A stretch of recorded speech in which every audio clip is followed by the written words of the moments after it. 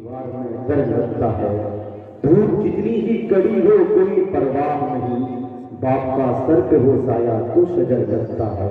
और जिसके आंगन में नहीं होती है माँ की खुशबू, हो अगर ताजमहल भी तो खड़र लगता है, हो अगर ताजमहल भी तो खड़र लगता है। और कुरान की आयत फिर लकुमा उसी से मुस्तार ये शेर कि पाँव फैलाओ मैं कैसे मेरी माँ के आगे, पाँव फैलाओ मैं कैसे मेरी माँ के आगे, मुझको कुरान की तौहीन से डर लगता है, मुझको कुरान की तौहीन से डर लगता है। और रोक लेता है बलाओं को वो अपने ऊपर, माँ का आंचल मुझे जिब्रील का पर लगता है, रोक लेता है बलाओं को वो अपने ऊपर, माँ का आंचल मुझे जिब्रील का पर लगता है। हजरत जौहर साहब वाकई जब कलाम पेश करते हैं मजमा में अजीब तरह के सख्ता तारीफ हो जाया करती है, इसीलिए हजरत थानवी रहमतुल्लाह अलैह के मलफूजात में कलाम दिगर मुरादाबादी के हवाले से दर्ज था कि खुदाया जब खसारे में मेरी तकदीर होती है, खुदाया जब खसारे में मेरी तकदीर होती है, मेरी आंखों में तैबा की हंसी तस्वीर होती है। और हमेशा नींद में शहरे मदीना देखता हूँ मैं, हमेशा नींद में शहरे मदीना देखता हूँ मैं, न जाने क्या मेरे इस ख्वाब की ताबीर होती है, न जाने क्या मेरे इस ख्वाब की ताबीर होती है। और शेर यूं कहा है कि गुलामाने मोहम्मद की गुलामों की गुलामी में, गुलामाने मोहम्मद के गुलामों की गुलामी में शहनशाही से बढ़कर इज्जत और तौकीर होती है, शहनशाही से बढ़कर इज्जत और तौकीर होती है। और हज़रत सामाईन को हज़रत तशरीफ रखते हैं, उलमाए गज़ब का ये आज़मूदा अमल कि अक़ीदत हो तो दर्द दिल की खातिर पीस कर पी लो, अक़ीदत हो तो दर्द दिल की खातिर पीस कर पी लो। अरे वहाँ के फूल की पत्ती भी एक इक्सीर होती है, अक़ीदत हो तो दर्द दिल की खातिर पीस कर पी लो, वहाँ के फूल की पत्ती भी एक इक्सीर होती है। खुदाया जब खसारे में मेरी तकदीर होती है, मेरी आंखों में तैबा की हंसी तस्वीर होती है। आइए हज़रत सामईन, क्योंकि मुतनब्बी का वो शेर लिकुल्लि अय्यिन कुर्रतुन फी कुर्बिही हत्ता कअन्न महीब होते हुजाऊ, कि उसकी गुर्बत से आंखों को ठंडक मिलती है, उसकी फुरकत से आंखों को सोजिश और चहल पैदा होती है। मसल मशहूर है कि प्यासा कुआं के पास जाता है, मगर खुदा जब मेहरबान हो जाता तो खुद कुआं खींच के आ जाता है। उससे इत्तेफाक हमारे लिए भी आपके लिए भी, इसीलिए मैं तो कहता हूँ कि मुंगेर वालों आपकी जहे नसीबी कि हजरत मौलाना मोहम्मद अली मुंगेरी रहमतुल्लाह अलैह जब नदवतुल उलमा इस्तीफा दिया, उन्होंने 1903 में गालिबन बहरहाल मुंगेर आप तशरीफ लाए, वहीं से मुंगेर की तस्वीर और तकदीर बदल गई। फिर कादियानियों का फितना उसका आपने सद्देबाब किया। तो मुंगेर वालों आप जहे नसीब हैं कि हजरत का कदम पड़ा, और हजरत के कदम पड़ने से ये के बाद दिगरे ये जो सिलसिला मुंगेर में आता गया, आज उसी सिलसिले की कड़ी के जानशीन इस्लाम तर्जुमान इस्लाम मुफक्किर इस्लाम के खलीफा मजाज हज़रत मौलाना उमर महफूज रहमानी दामद बरकतहुम आलिया जो सेक्रेटरी हैं मुस्लिम पर्सनल लॉ बोर्ड के, मैं एक बात सिर्फ तारीफ के तौर पे आपको बताकर चलूं कि हजरत का जब कलम चलता है, अभी 3 या 4 महीने पहले गालिबन फेसबुक में आपकी तरफ से पोस्ट गर्दिश कर रही थी, और India Muslim personal law board के उसी पेज से जिसको हरी झंडी भी दिखाई गई, हजरत ने बहुत बवालिय दोहर में जुर्म का इजहार करते हुए उन्होंने मुस्लिम की बेटियों अपनी बहनों से खिताब करके एक नसीहत आपने लिखी थी कि हिंदुस्तान के जो हालात हैं और उसके जो तेवर हैं, सच्ची बात ये कि हमने अगर अपनी बहन बेटियों की इज्जत और आबरू की फिक्र न की, घर घर में अगर हमने मकातिब के कयाम न किए, तो सच्ची बात ये कि वो दिन दूर नहीं कि हमारे घरों में जिन बेटियों के नाम कल तक फातिमा, कल तक रुकैया और सुमैया हुआ करते थे, आज वो बेटियां जो इस्लाम के मुकद्दस गोद से निकलकर किसी गैर मुस्लिम के गोद में पलने और बढ़ने लगी हैं, तो इसमें हमारा बहुत बड़ा कसूर है। हमने माहौल में एक नबी पाक सल्लल्लाहु अलैहि वसल्लम की तरबियत और हजरत फातिमा की जिंदगी को उनकी जिंदगी का महवर नहीं बनाया। इसलिए मेरे दोस्तों, आज क्योंकि हजरत तशरीफ रखते हैं, मैं अपने आप को भी बहरहाल बहुत फख्र महसूस कर रहा हूँ। हालांकि मालेगांव की सरजमी में कई बार शिरकत हुई, लेकिन हजरत से कभी मुलाकात नहीं थी। हजरत आज तशरीफ रखते हैं, मैं बिना किसी ताखीर के बस एक बात मैं बताता चलूं, دیر کے میرے بھائیوں، میرے کلمہ شریف بھائیوں، حضرت تشریف رکھتے ہیں، حضرت کی جب تقریر ہوتی ہے میں یہ نہیں کہوں گا کہ حضرت لفظوں سے کھیلتے ہیں، بلکہ صرف ایک بات یہ کہوں گا کہ حضرت کی ایک بات نصیحت آموز ہوا کرتی ہے، دل کے کام سے سنیں، اگر دل کے کام سے سنیں گے تو جگر مراد آبادی نے کہا تھا کہ نصیب والوں کو ملتی ہے عشق کی دولت، نصیب والے محمد کا نام لیتے ہیں، جہاں نے چاند کو ہوا بنا کے رکھا ہے، جہاں نے چاند کو ہوا بنا کے رکھا ہے، میرے نبی تو اس سے کھلونے کے کام لیتے ہیں، میرے نبی تو اس سے کھلونے کے کام لیتے ہیں۔ تو حضرت کا ایک ایک لفظ گویا کہ اسلام کی ترجمانی اور اسلام کی عکاسی کرتی نظر آتی ہے۔ بلا کسی تاخیر کے ان چار مصروں کے ساتھ حضرت کا استقبال ہے کہ زندگی دی ہے تو جینے کا ہنر بھی دینا، زندگی دی ہے تو جینے کا ہنر بھی دینا، پاؤں بخشے ہیں توفیق سفر بھی دینا، اور بولنا تو نے سکھایا، میں جو بھوکا تھا اب جو بولوں گا تو باتوں میں اثر بھی دینا، اب جو بولوں گا تو باتوں میں اثر بھی دینا۔ مائک پر ترجمان اسلام شیخ طریقت حضرت مولانا عمرین محفوظ رحمانی صاحب دامت برکاتہ العالیہ۔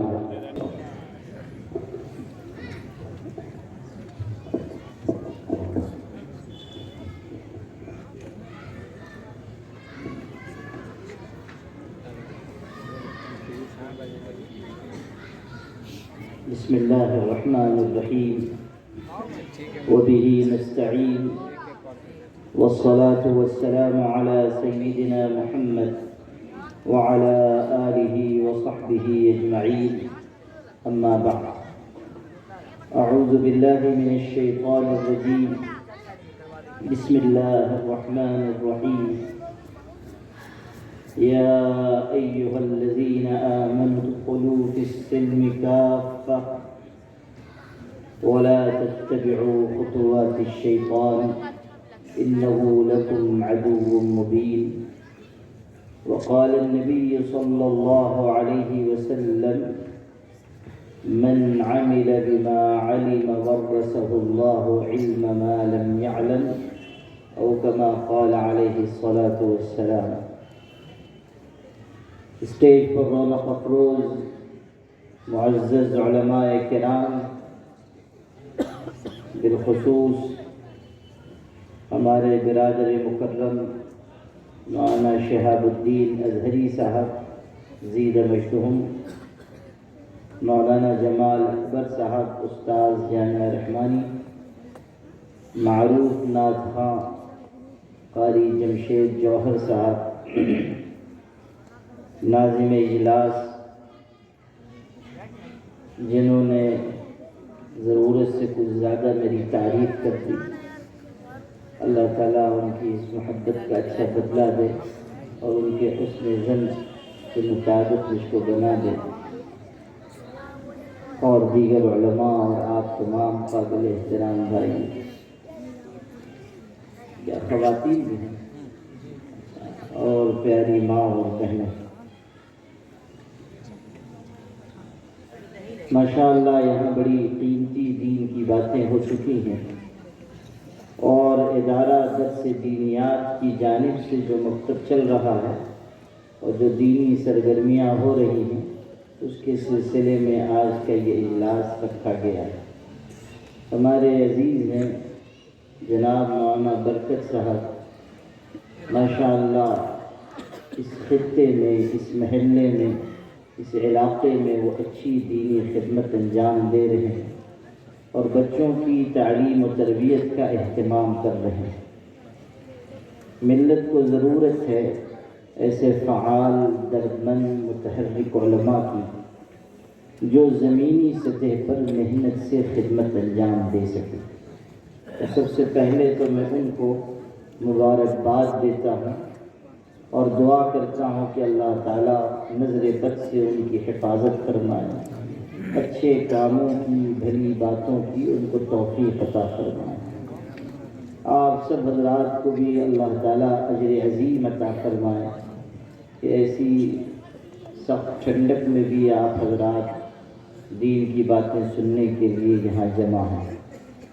اللہ تعالیٰ ہمارے جمع ہونے کو اپنی رضا کے حاصل ہونے کا ذریعہ بنا دے۔ کچھ باتیں عرض کرنی ہیں دینی تعلیم سے متعلق، کچھ مسلمانوں کے حالات سے متعلق اور کچھ ملک کی موجودہ صورتحال سے متعلق۔ میں کوشش کروں گا کہ تھوڑے وقت میں ان سارے پہلوؤں پر آپ حضرات سے کچھ عرض کر سکیں۔ سب سے پہلی بات یہ کہ اس وقت جو ملک کے حالات ہیں اس میں ہم اور آپ تشویش محسوس کر رہے ہیں، اور ہر مسلمان کو فکر ہونی چاہیے کہ ان مشکل حالات میں ہم اور ہماری نسلیں کیسے زندہ رہ سکیں گی، دین پر قائم رہ سکیں گی۔ مسلمانوں کا مسئلہ صرف یہ نہیں ہے کہ وہ اطمینان سے، حفاظت سے، اچھی خوراک اور اچھے مکان کے ساتھ زندگی گزاریں۔ ان کا بنیادی مسئلہ دین اور ایمان کی حفاظت کا ہے۔ ہم سے جہاں یہ مطالبہ ہے کہ ہم ایمان پر زندگی گزاریں، وہیں ہم سے یہ بھی مطالبہ ہے کہ ہم ایمان پر وفات پائیں، ایمان کے ساتھ دنیا سے ایمان کو بچا کر رخصت ہوں۔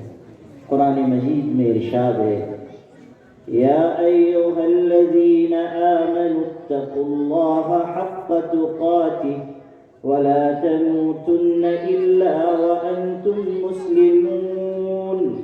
ارشاد ہوا کہ اے ایمان والو، اللہ سے ڈرو جیسا کہ ڈرنے کا حق ہے، احتیاط کی زندگی گزارو، پرہیز کی زندگی گزارو، گناہ سے، نافرمانی سے اپنے آپ کو بچاؤ، غلط کاموں میں نہ پڑ جاؤ، اپنے نفس کی پرستش میں نہ لگ جاؤ، اپنی خواہشات کی غلامی نہ کرو۔ قرآن مجید میں تو بتایا گیا، قد افلح من زکاہا وقد خاب من دساہا، کہ جو اپنے نفس کی چاہتوں پر مر مٹے گا وہ ناکام ہوگا، اور جو اپنے نفس کو مٹائے گا، اپنے نفس کی خواہشات کو کچل دے گا، جو اپنے اللہ کے لیے اپنی چاہتوں کو مارے گا، اور جو اللہ تعالیٰ کی طرف سے عائد کیے گئے فریضوں کو، فرائض کو پورا کرے گا، وہی انسان کامیاب ہوگا۔ سورہ نازعات میں 30ویں پارے میں ارشاد ہوا، وَأَمَّا مَنْ خَافَ مَقَامَ رَبِّهِ وَنَهَى النَّفْسَ عَنِ الْهَوَىٰ فَإِنَّ الْجَنَّةَ هِيَ الْمَأْوَىٰ، کہ جو انسان پاک پروردگار کے سامنے کھڑے ہونے سے ڈرے گا، جس کو یہ خیال ہوگا کہ مجھے اللہ کے پاس جانا ہے، حساب دینا ہے، اپنی زندگی کے ایک ایک عمل کے بارے میں مجھ سے باز پرس ہوگی، اگر میں تنہائیوں میں چھپ کر کوئی گناہ کروں گا، قیامت کے دن اللہ اس کو حاضر کر دے گا۔ سورہ لقمان میں حضرت لقمان حکیم کی نصیحت ان کے بیٹے کو ہے، جس کو قرآن نقل کر رہا ہے، یا بنی انہا ان تک مثقال حبۃ من خردل فتکن فی صخرۃ او فی السماوات او فی الارض یأت بها اللہ۔ ارشاد ہوا کہ اے بیٹے، حضرت لقمان اپنے بچے کو نصیحت کر رہے ہیں کہ اے بیٹے، اگر رائی کے دانے کے برابر یا اس سے بھی معمولی کوئی گناہ ہوگا، زمین آسمان میں کہیں چھپ کر تو نے کیا ہو، کسی چٹان میں گھس کر کیا ہو، قیامت کے دن اللہ اس گناہ کو حاضر کر دے گا۔ خدا کی نگاہ سے کوئی عمل چھپنے والا نہیں ہے۔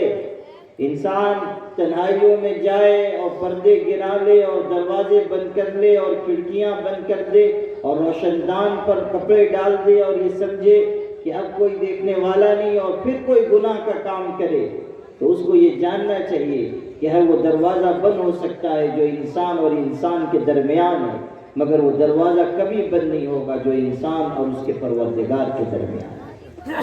وہ دروازہ ہمیشہ کھلا ہوا ہے اور اللہ دیکھ رہا ہے۔ أَلَمْ يَعْلَمْ بِأَنَّ اللَّهَ يَرَى، کیا انسان نہیں جانتا کہ اللہ اس کو دیکھ رہا ہے؟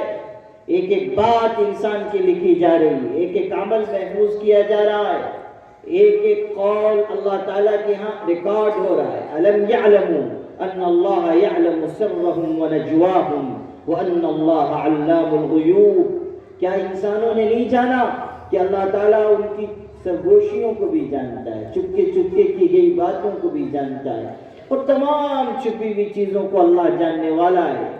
میرے بھائیوں، میری پیاری بہنوں، جس انسان کو یہ خیال ہو جائے کہ میرا اللہ مجھ کو دیکھ رہا ہے، وہی پرہیزگاری کی زندگی گزارے گا۔ جس کو یہ احساس ہو کہ اللہ تعالیٰ کی نگاہ میرے ہر عمل پر ہے، وہی اپنے آپ کو گناہ سے بچائے گا۔ اسی طرح قرآن کی اس آیت میں اشارہ ہے، وَأَمَّا مَنْ خَافَ مَقَامَ رَبِّهِ وَنَهَى النَّفْسَ عَنِ الْهَوَىٰ فَإِنَّ الْجَنَّةَ هِيَ الْمَأْوَىٰ۔ جو اپنے پروردگار کے سامنے کھڑے ہونے سے ڈرے گا اور اپنے آپ کو غلط خواہشات سے بچائے گا، اپنے آپ کو گناہ سے بچائے گا، جنت اس کا ٹھکانہ ہے۔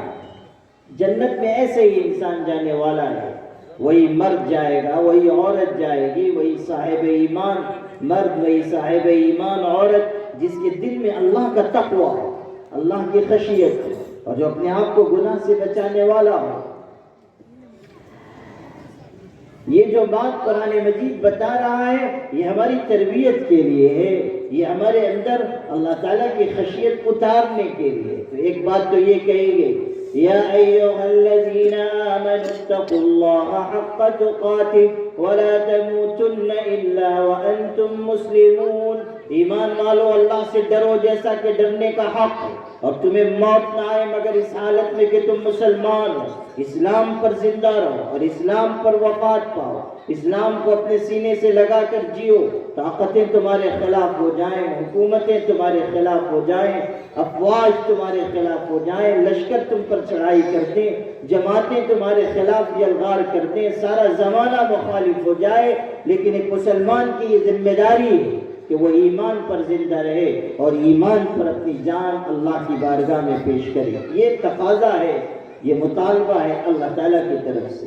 تو آج جو اس وقت ملک کے مشکل حالات ہیں، اس میں سب سے پہلے بنیادی طریقے پر ہر مسلمان کو اپنے دل میں یہ عزم پیدا کرنا چاہیے کہ حالات چاہے جتنے بھی مشکل ہوں، ہمیں اللہ کے دین پر جینا ہے، اللہ کے دین پر مرنا ہے، اور یہ احساس نہ ہو کہ اسلام پیچھے ہٹ رہا ہے یا مسلمان کمزوری کا شکار ہو رہے ہیں۔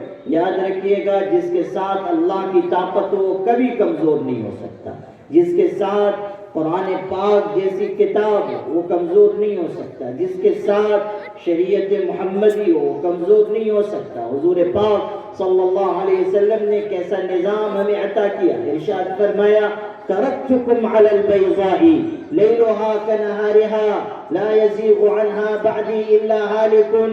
مسلمانوں کان کھول کر سنو کہ میں اپنے بعد تم کو ایک ایسی شریعت پر، ایک ایسے نظام پر چھوڑ کر جا رہا ہوں جس کی رات بھی اس کے دن کی طرح ہے۔ حضور صلی اللہ علیہ وسلم ارشاد فرما رہے ہیں، اور کیسا جملہ ارشاد فرمایا کہ لیلھا کنہارھا، جس کی رات اس کے دن کی طرح ہے۔ گویا کہ آپ نے اشارہ فرما دیا کہ دنیا کے ہر نظام میں کوئی نہ کوئی کمی ہوگی، دنیا کے ہر نظام میں کوئی خامی ہوگی، دنیا کے ہر نظام میں کوئی اندھیرا ہوگا، دنیا کے ہر نظام میں کہیں انگلی رکھنے کی گنجائش ہوگی۔ اگر ساری کائنات میں کوئی نظام ایسا ہے جس میں کہیں اندھیرا نہیں، جس میں کہیں کوئی زوال نہیں، کہیں کوئی عیب نہیں، کہیں کوئی نقص نہیں، کہیں کوئی فتور نہیں، کہیں کوئی کمی نہیں، تو وہ نظام صرف اور صرف ایک نظام ہے، اور وہ اللہ کا اتارا ہوا اور محمد عربی کا لایا ہوا نظام ہے۔ حضور صلی اللہ علیہ وسلم نے جو نظام عطا کیا اس میں کہیں انگلی رکھنے کی گنجائش نہیں، اسی لیے ارشاد ہوا، ترکتکم علی البیضاء لیلھا کنہارھا لا یزیغ عنہا بعدی الا ہالک۔ یہ نظام سب سے زیادہ صاف شفاف نظام ہے، اور اس سے وہی شخص منہ پھیرے گا جو ہلاک ہونے والا ہے۔ آج اگر ہم پستی کا شکار ہیں تو شریعت کو چھوڑ دینے کی وجہ سے، اگر زوال آ رہا ہے تو ہماری اپنی غلطی کی وجہ سے۔ آج شراب کی عادت ہمارے اندر آ رہی ہے، سود کی عادت ہمارے اندر آ رہی ہے، بدکاری بڑھتی جا رہی ہے، ہمارے نوجوان غلط راستوں پر جا رہے ہیں، ان کے اندر خدا تعالیٰ کی نافرمانی اور سرکشی کے جراثیم پیدا ہو رہے ہیں، ہمارے گھروں کی بچیاں ارتداد کے راستے پر جا رہی ہیں، ان کے اندر بغاوت کے جراثیم آ رہے ہیں۔ مسلم پرسنل لا بورڈ کے کے خادم ہونے کی حیثیت سے پورے ملک میں مجھ کو جانے کا موقع ملتا ہے، اور پورے ملک سے لوگ واقعات کی اطلاع مجھ کو دیتے ہیں، کارگزاریاں آتی ہیں، اصلاح معاشرہ کا کام پورے ملک میں پھیلایا جا رہا ہے، علاقوں سے مجھے خبریں ملتی ہیں، لوگ اطلاعات فراہم کرتے ہیں۔ میں آپ سے کیسے عرض کروں کہ ہزاروں ہزار ہماری بچیاں وہ ارتداد کے راستے پر جا چکی ہیں، اور ہزاروں ہزار جا رہی ہیں، ماں باپ رو رہے ہیں، گڑ گڑا رہے ہیں، ماں بے ہوش ہو کر گر رہی ہے، باپ آنسوؤں سے رو رہا ہے، منت سماجت کی جا رہی ہے، عاجزی کی جا رہی ہے، کہا جا رہا ہے کہ اپنے خاندان کی، اپنے دین و ایمان کی، اپنے ملت کی رسوائی کا سبب نہ بنو، اپنے خاندان کے لیے مصیبت کا سبب نہ بنو، اور دوسری راہ پر جا کر اپنے لیے آخرت ہمیشہ ہمیش کی ناکامیابی، آخرت کی ذلت و رسوائی کا سودا نہ کرو۔ لیکن نہ ماں کی بات سنی جا رہی ہے، نہ باپ کے آنسو دیکھے جا رہے ہیں، نہ ماں کی عاجزی اور منت و زاری قدموں کی زنجیر بنتی ہے، لوگ ٹھکرا ٹھکرا کر جا رہے ہیں، ہماری بچیاں سرکشی اور ارتداد کے راستے پر بڑھتی جا رہی ہیں۔ یہ کیسی سنگین صورتحال ہے کہ ہمارا سماج، ہمارا معاشرہ اخلاقی بحران کا شکار ہو گیا، اور بے حیائی کے راستے سے یہ دلدل ہمارے سماج میں پیدا ہو گئی کہ ہماری بچیاں وہ ایمان چھوڑ کر کفر کی طرف جا رہی ہیں، اور عزت چھوڑ کر ذلت کی طرف جا رہی ہیں۔ ہمیں احساس کرنا ہوگا کہ کہاں کمزوری ہو رہی ہے۔ بہت سے اسباب ہیں، جہاں بے حیائی سبب ہے، جہاں غلط کاری سبب ہے، جہاں مخلوط نظام تعلیم سبب ہے، وہیں رسم و رواج بھی سبب ہے، جہیز کا لین دین سبب بن رہا ہے۔ کتنی بچیاں ہیں جو غربت کی وجہ سے مجبور ہیں کہ ان کے سماج میں ان کو قبول نہیں کیا جا رہا ہے، تو دوسرے سماج میں وہ پناہ لے رہے ہیں۔ ان کے ماں باپ کے پاس انتظام نہیں ہے کہ وہ جہیز دیں اور اپنی بیٹی کو رخصت کریں۔ آج ہمارے یہاں صورتحال یہ ہے کہ شادی بیاہ کی بات چلتی ہے تو ہمارا جوان وہ ایک لمبی لسٹ فراہم کرتا ہے امی جان کو، ابا جان کو، کہ میری دلہن جو ہے وہ ایسی ایسی ایسی ہو، اتنی خوبیاں بیان کرتا ہے کہ سوائے حور جنت کی کوئی اس پہ کھری ہی نہ اترے۔ اس کا رنگ ایسا ہو، اس کا قد ایسا ہو، اور اس کی شکل ایسی ہو، چاہے خود کالا کلوٹا جگ جیون رام ہو، لیکن اس کو جو ہے پور پری کی تلاش ہے۔ تو اکبر نے کہا نا کہ شب وصال باہم غلط فہمیاں ہوئی۔ ہمارے ناظم صاحب کو بڑے شعر یاد ہے نا، کیا نام ہے تمہارا میرے بھائی؟ معروف۔ اچھا چلو ماشاءاللہ تم معروف ہو مگر میرے لیے غیر معروف ہو، انشاءاللہ معروف ہو جاؤ۔ ہاں تو ان کو شعر یاد ہے ماشاءاللہ، وہ شب وصال باہم غلط فہمیاں ہوئی، مجھ کو شبہ ہوا پری کا ان کو بھوت کا۔ یہ بھی صورتحال ہوتی ہے کہ ادھر جو صورتحال ہے وہ یہ ہے، اور ادھر جو صورتحال ہے وہ ہے۔ آپ لوگوں نے کم ہی سمجھا ہوگا مجھ کو معلوم ہے، لیکن جنہوں نے سمجھ لیا انہوں نے سمجھ لیا۔ خیر، جو بات عرض کر رہا تھا وہ یہ کہ یہ جو ناہمواری ہے، یہ جو مطالبات ہیں، یہ جو رنگ روپ کے اوپر ہم فدا ہیں، جو سیرت کو، کردار کو، پاکیزگی کو دیکھنے کے لیے تیار نہیں ہیں، یہ بھی بہت بڑا سبب ہے کہ ہماری بچیاں وہ دوسرے سماج میں پناہ لے رہی ہیں۔ میرا ایک علاقے میں جانا ہوا، وہاں ارتداد کے موضوع پر تقریر ہوئی، تو ایک بڑے کالج کے پروفیسر مجھ سے ملنے کے لیے آئے۔ انہوں نے کہا کہ آپ نے اس موضوع پر تقریر کیا، آپ کو ایک بات سناتا ہوں، ایک واقعہ۔ ہمارے کالج میں ایک بڑی ذہین بچی پڑھ رہی تھی، اور بہت ہی صاف شفاف کردار کی، بہت ہی اچھے ذہن مزاج کی، اور تعلیم میں بھی بہت آگے۔ جب وہ یہاں سے پڑھ کر چلی گئی تو چند مہینوں کے بعد مجھ کو خبر ملی کہ اس نے کسی غیر مسلم سے شادی کر دی۔ تو مجھ کو بڑا افسوس ہوا، اور اس لیے بھی افسوس ہوا کہ وہ طبیعت کی بڑی نیک تھی، با اخلاق تھی، با حیا تھی۔ تو میں نے اس کو ٹیلی فون کیا کہ یہ تم نے کیا کر دیا، ایسی توقع اور امید تو تم سے نہیں تھی۔ تو اس لڑکی نے جو جواب دیا وہ آپ کو میں سنانا چاہتا تھا۔ اس نے یہ کہا کہ پروفیسر صاحب، آپ جانتے ہیں کہ میں نے کتنا پڑھا ہے، اور میں نے کتنی شرافت کی زندگی گزاری ہے، اور کالج کے زمانے میں بھی میں نے کس طرح حیاداری کو ملحوظ رکھا، لیکن تعلیم یافتہ ہونے کے باوجود، شریف ہونے کے باوجود، بہتر اخلاق اور کردار کی ہونے کے باوجود، اچھا کریکٹر رکھنے کے باوجود، مجھ کو دیکھنے کے لیے 17 یا 22 گھرانوں سے لوگ آئے، اور انہوں نے مجھ کو دیکھا، چائے پی، ناشتہ کیا، کھانا کیا، خاطر مدارات کی گئی، اور اس کے بعد صرف اس وجہ سے کہ میری شکل و صورت واجبی ہے، ان سارے گھر کے لوگوں نے، ان خاندانوں نے مجھ کو مسترد کر دیا، ریجیکٹ کر دیا۔ اب اس نے آگے جو جملہ کہا وہ آپ کو سنانا تھا. کہنے لگی کہ پروفیسر صاحب آپ خود بتائیے کہ جب میرا سماج مجھ کو قبول کرنے کے لیے تیار نہیں ہے تو میں دوسرے سماج میں پناہ نہ لوں تو اور کیا کروں؟ میں دوسری طرف نہ جاؤں تو پھر کیسے زندگی گزاروں؟ یہ ہمارے سماج کی وہ دردناک تصویر ہے جس پر ہم کو نگاہ رکھنی ہے. کتنی بچیاں ہیں جو غربت کی وجہ سے اس راستے پر جا رہی ہیں. جہیز کے یہ لین دین جو ہم نے عام کر لیا. مطالبات پہلے تو یہ ہوتا تھا کہ لوگ کار مانگتے تھے یا ریڈیو پہلے اس سے مانگتے تھے, بائک مانگتے تھے. اب تو صورتحال یہ ہے کہ جہیز میں جہاز مانگتے ہیں کہ جہیز میں ہم کو جہاز دے. اس سے کم کے اوپر تیاری نہیں ہے. مطالبات یہ بھی چاہیے ہے, یہ بھی چاہیے ہے, یہ بھی چاہیے ہے. آپ غور کیجیے کہ کہاں سے غیر اسلامی چیز ہم نے اختیار کی. جہیز کا اسلام سے کیا تعلق؟ اسلامی نظام نکاح سے اس کا کیا تعلق؟ حضور اکرم صلی اللہ علیہ وسلم تو ارشاد فرما رہے ہیں کہ ان اعظم النکاح برکۃ ایسرہ مؤونۃ. سب سے زیادہ برکت والا نکاح وہ ہے جو کم خرچ کے ساتھ, سادگی کے ساتھ ہے, جس میں اخراجات کم ہوں گے, اس میں برکت زیادہ ہوگی. ہمارے برادر معظم اور خانقاہ رحمانی کے سجادہ نشین امیر شریعت بہار اڑیسہ جھارکھنڈ حضرت مولانا احمد غلی فیصل رحمانی صاحب تشریف فرما ہو. اللہ تعالیٰ ان کی عمر میں برکت نصیب فرمائیں. ان منتظمین کی جانب سے آپ کا اس اجلاس میں خیر مقدم ہے. جو بات عرض کر رہا تھا وہ یہ کہ جو غیر اسلامی رسم و رواج ہم نے اختیار کیا, یہ جہیز کی رسم ہم نے اختیار کر لی دوسروں کو دیکھ کر. ہمیں تو یہ کہا گیا تھا کہ الرجال قوامون علی النساء بما فضل اللہ بعضهم علی بعض وبما انفقوا من اموالهم.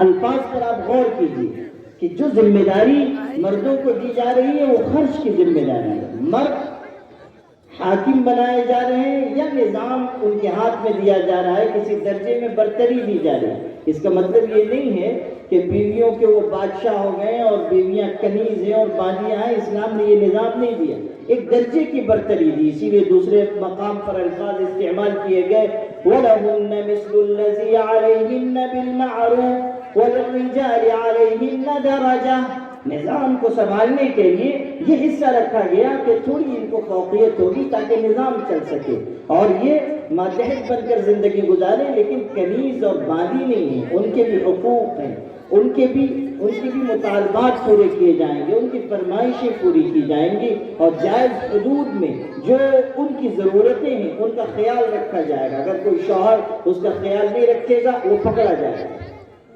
یہ اور بات ہے کہ اب ہم نے اس نظام کو الٹ دیا.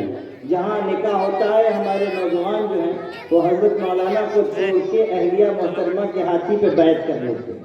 پہلے ہی دن ماشاءاللہ علم اطلاق مریدی میں چلے جاتے ہیں اور ایسی اطاعت کرتے ہیں کہ بیوی کہے بیٹھ تو یہ لیٹ جاتے ہیں.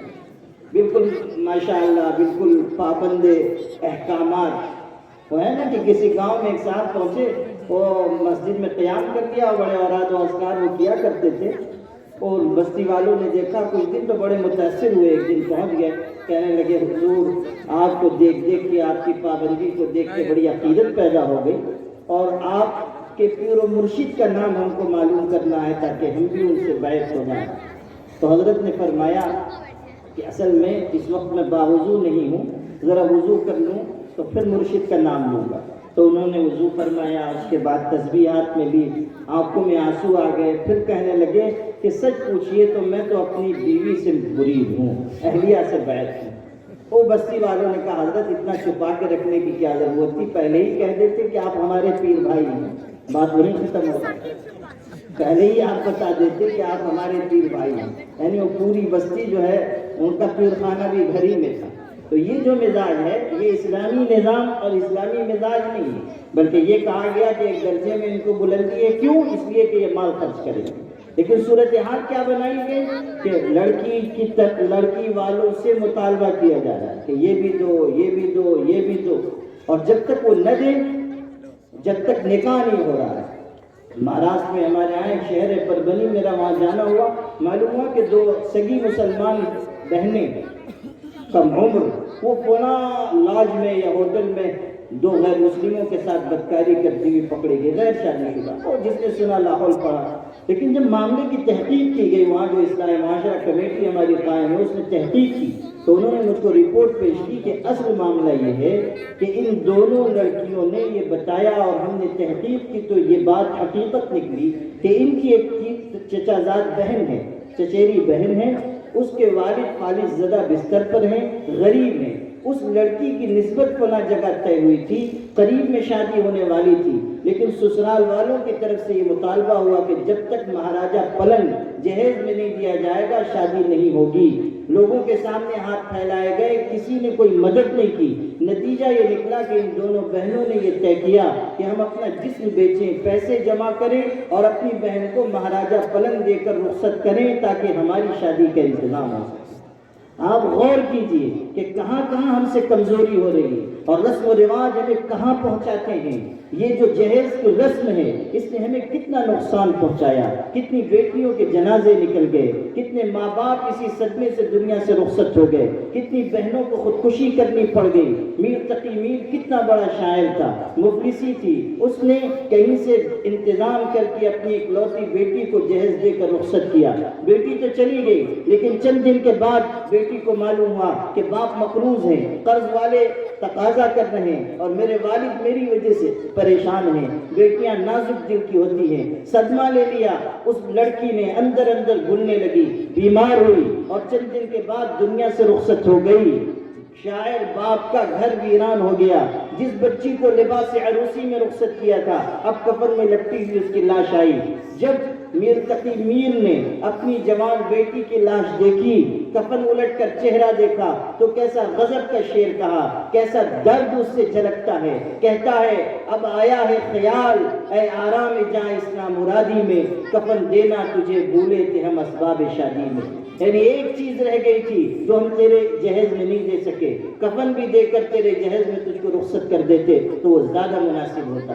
آپ سمجھیے کہ ہم نے غیر اسلامی چیزوں کو اختیار کر کے اپنا کتنا نقصان کیا، اپنی ملت کا کتنا نقصان کیا۔ تعلیم پہ ہم خرچ نہیں کر رہے ہیں، اپنے بچوں کی تربیت پہ ہم خرچ نہیں کر رہے ہیں، اچھی تعلیم گاہیں ہم قائم نہیں کر پا رہے ہیں۔ بہتر محفوظ ماحول میں اسلامی نظام تعلیم کو اپنا کر آج کے دور کے تقاضوں کے مطابق آج کے دور سے ہم آہنگ تعلیم ہم فراہم نہیں کر پا رہے ہیں۔ یاد رکھیے گا، زندہ ملتیں اور قومیں وہ نہیں ہوتی جو شوق پر خرچ کرتی ہیں، زندہ ملتیں اور قومیں وہ ہوتی ہیں جو اپنی نسلوں کو پروان چڑھانے میں خرچ کرتی ہیں، جن کی ترجیحات بہتر ہوتی ہیں، جن کی امنگیں اور آرزوئیں اپنی ملت کے لیے ہوتی ہیں، جن کا سوچنا اور جن کے منصوبے اپنی ملت کی تعمیر و تشکیل کے ہوتے ہیں۔ یاد رکھیے گا، اس راہ پر چل کر ہم اپنی ملت کو آگے نہیں بڑھا سکتے۔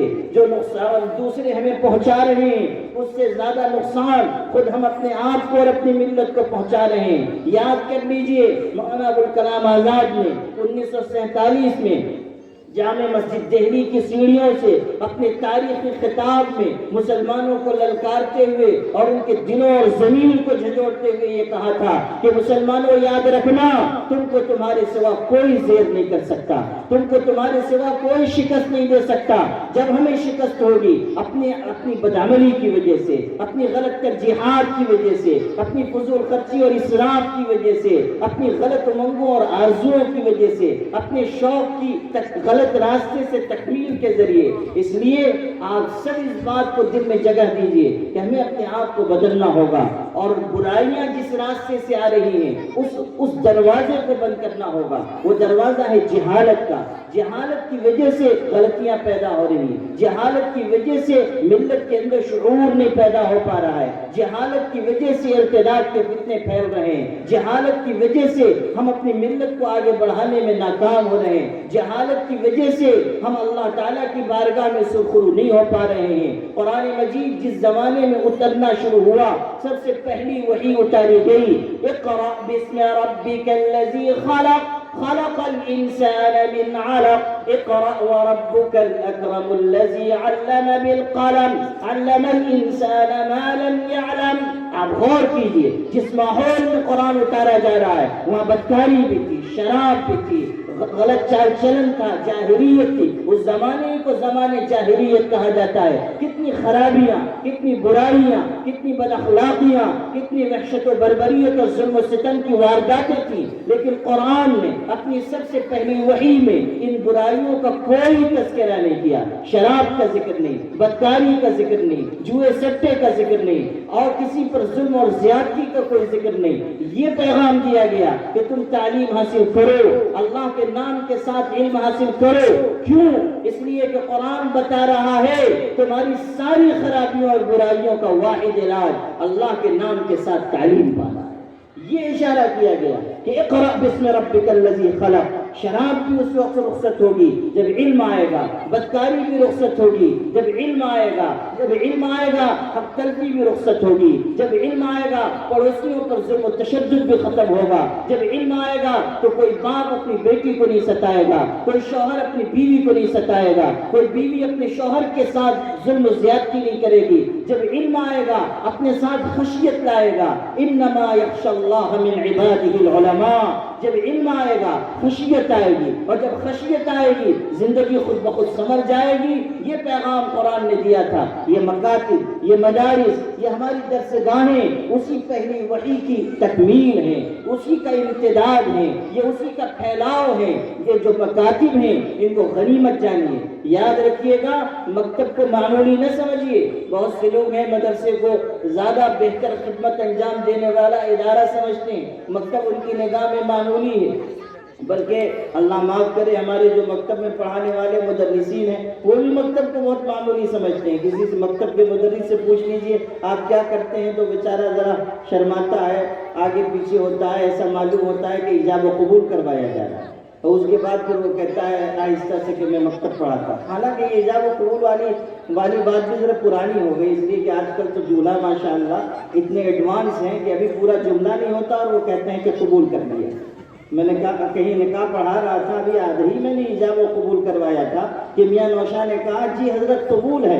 میں نے کہا اللہ کے بندے ذرا تو ان اللہ مع الصابرین پہ عمل کر، کون تیری مخطوبہ کو بھگا کر لے کے جا رہا ہے، ذرا تو کچھ صبر سے کام لو، پورا جملہ میں مکمل کر لوں تب تم کہو کہ جی قبول ہے۔ تو یہ جو ہمارے مکتب کے مدرسین سمجھتے ہیں کہ ہم معمولی کام کر رہے ہیں، ایسا ہرگز نہ سمجھیے۔ آپ نسلوں کے دین و ایمان کی حفاظت کر رہے ہیں، آپ کو خدا نے یہ منصب دیا ہے کہ آپ کائنات کا سب سے بہترین عمل کر رہے ہیں کہ خیرکم من تعلم القرآن وعلمہ۔ آپ قرآن سکھا رہے ہیں، آپ بنیادیں مضبوط کر رہے ہیں، آپ نسلوں کے دین و ایمان کی حفاظت کر رہے ہیں، آپ بہت بڑا کارنامہ انجام دے رہے ہیں۔ اور مکاتب جہاں جہاں قائم ہیں، جو کچھ تعاون کرنے والے ہیں یا پڑھانے والے ہیں یا پڑھنے والے ہیں یا انتظام سنبھالنے والے ہیں یا مدد کرنے والے ہیں، سب اللہ کی نگاہ میں، اللہ تعالیٰ کی نگاہ میں کامیاب ہونے والے ہیں، اس لیے کہ وہ بہترین خدمت انجام دیں۔ یہ ادارہ درس دینیات کی طرف سے قائم مکتب بھی اور یہ جو تعلیم کا نظام ہے یہ تہنیت اور مبارکباد کا حقدار ہے۔ الحمدللہ کہ ایک نظام چل رہا ہے اور عزیز محترم مولانا برکت صاحب اس میں محنت کر رہے ہیں، ان کے ساتھی بھی محنت کر رہے ہیں۔ اللہ تعالیٰ اپنے فضل و کرم سے اس کو قبول فرمائے۔ میں زیادہ لمبی گفتگو نہیں کرنا چاہتا، اس لیے کہ یہاں صدر اجلاس تشریف لا چکے ہیں اور آپ سب کی یہ خوش نصیبی ہے کہ اللہ تعالیٰ نے آپ کی سرزمین کو یہ شرف عطا کیا ہے کہ یہاں خانقاہ رحمانی جیسا عظیم ادارہ اور جامعہ رحمانی جیسی دینی درسگاہ ہے جس کے ذریعے پورے ملک کو ایک پیغام ملتا ہے۔ اللہ تعالیٰ ہمارے حضرت امیر شریعت مولانا سید محمد ولی صاحب رحمانی رحمۃ اللہ علیہ کو کی بال بال مغفرت فرمائے کہ وہ ملت اسلامیہ ہندیہ کے عظیم قائد تھے، اور اللہ تعالیٰ نے ان کے ذریعے اس پوری ملت کو استحکام عطا کیا، اور جب وہ دنیا سے تشریف لے گئے تو اللہ تعالیٰ نے ان کی جگہ، ان کے اخلاق کو، ان کے فرزندوں کو، ان کے کاموں کو سنبھالنے کا حوصلہ، ہمت، عزم عطا کیا۔ میں کوئی نجومی نہیں ہوں کہ کوئی پیشن گوئی کروں یا ستاروں کی گردش دیکھ کر تقدیر کا حال بتاؤں، اور پیشن گوئی کرنا اسلام میں زیادہ بہتر چیز بھی نہیں ہے، لیکن میں اس ایمانی فراست کی روشنی میں کہتا ہوں جو اللہ تعالیٰ اپنے مومن بندے کو عطا کرتا ہے کہ انشاءاللہ جامعہ رحمانی اور خانقاہ بھی اور حضرت کے چھوڑے ہوئے تمام کام مضبوطی کے ساتھ، بہتری کے ساتھ، اخلاص کے ساتھ پہلے کی طرح انجام پاتے رہیں گے، بلکہ اللہ تعالیٰ اس میں اضافہ فرمائے گا۔ اور حضرت مولانا احمد ولی فیصل رحمانی اور بھائی حامد ولی فہد رحمانی، ان دونوں ہستیوں کو اور ان دونوں ہمارے برادران مکرمان کو اللہ تعالیٰ اس ملت کے لیے، اس امت کے لیے ایک عظیم تحفے کی شکل عطا کر کے ہم سب کے دلوں کو، قلب و جگر کو تسکین پہنچائے گا۔ اللہ کی ذات سے ہم سب کو دعا کرنی چاہیے کہ اللہ تعالیٰ ان حضرات کی حفاظت فرمائے، ان کے علم میں، عمر میں برکت نصیب فرمائے، خیر پر انہیں قائم رکھے اور ہم سب کو ان کا دست و بازو بننے کی توفیق عطا فرمائے۔ وآخر دعوانا ان الحمد للہ۔